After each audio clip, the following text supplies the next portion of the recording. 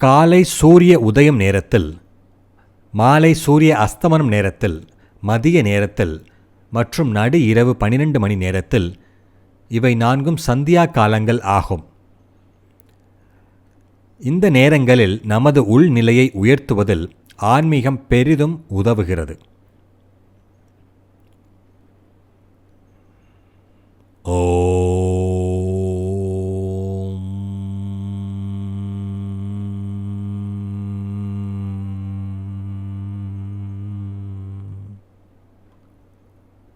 உங்கள் விதியை மாற்ற வேண்டும் என்றால், உங்கள் 72,72,00,000 நாடிகளின் நிலையை உயர்த்த வேண்டும் என்றால், உங்கள் மனமும் புத்தியும் ஒருங்கிணைந்து மதுர்மயமாக வேண்டும் என்றால், சந்தியா நேரத்தில் 10 முதல் 15 நிமிடம் காலை சந்தியாவோ மதியம் சந்தியாவோ அல்லது மாலை சந்தியாவோ அல்லது 2-3 சந்தியா சமயத்தில் அர்த்திங் இல்லாத வகையிலான ஆசனத்தை விரித்துச் செய்யுங்கள். இது கடினமாக இருக்கும், ஆனால் அதனால் உங்கள் விதியின் ரேகை மாறும். சந்தியா நேரங்களில் செய்யும் ஜபத்தின் பலன் மிக அதிகம்.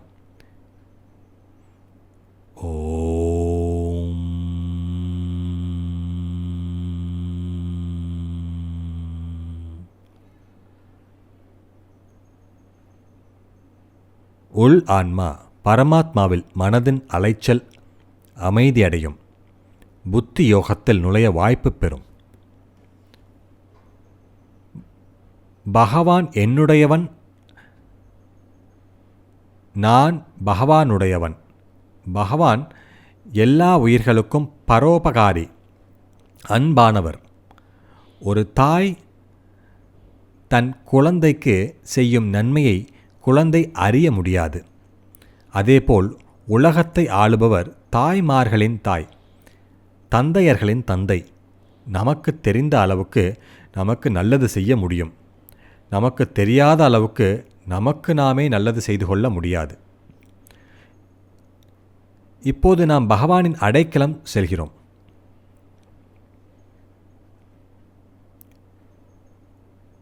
ஹே அர்ஜுனா, உன் முழு இருப்புடன் எல்லாம் அறிந்த இறைவனிடம் அடைக்கலம் தேடு. பகவானின் அடைக்கலம் தேட நாம் பகவான் நாமத்தில் மட்டுமே அடைக்கலம் அடைகிறோம்.